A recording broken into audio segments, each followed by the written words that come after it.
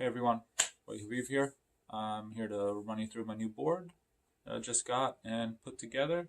So basically, if you don't know what I do, I'm a bass player. I cover a big variety of different kind of shows. I'm a hired gun type of thing, backing artists, and I have my own cover bands and tribute acts.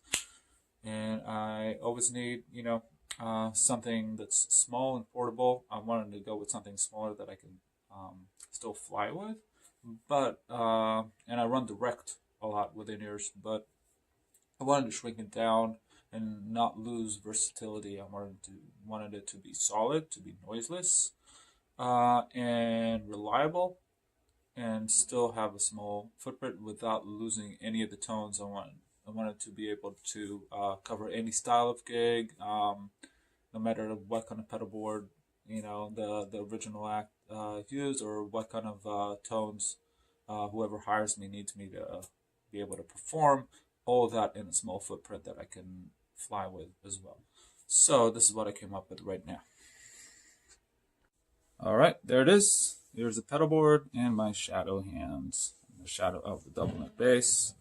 All right, so basically I have the wireless unit by Line 6. It's a Relay G10S.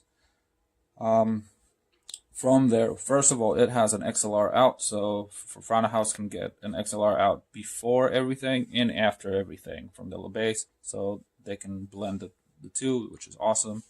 From there, I'm going to the Polytune 2, which serves two purposes. First of all, it's a much more accurate tuner than the one built into the MS3. Second of all, the input jack is right here.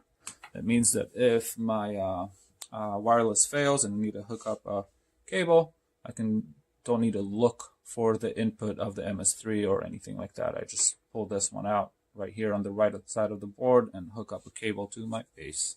Easy. And then everything is still in the chain. I'm not bypassing everything else. From there, it goes to the MS3. MS3 has 3 effects loops. First one is just the EBS multi-comp that I've been using for over a decade now. This is my second unit, but one broke down after 8 years and I bought the same exact model. That's how much I like it.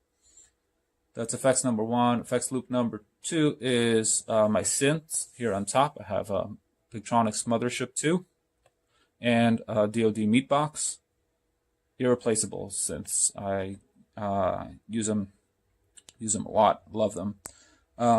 So I can bypass the synth section with one press, or program patches with them in mind or with them bypassed.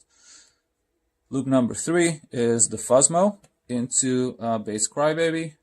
The reason I put the fuzz first is kind of that sound that Moog synthesizer, square wave being filtered type of sound, instead of having a filtered sound being square waved. So that's my preference here. And then from there, everything goes back to the MS3, which goes to the front of the bass.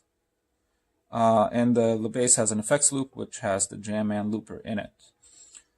There's a MIDI cable here from the MS3 to the bass, so I can program on changes for the channels via MIDI.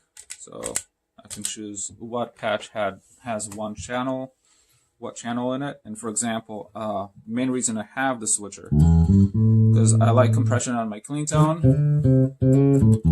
I do not like it on my overdrive tone.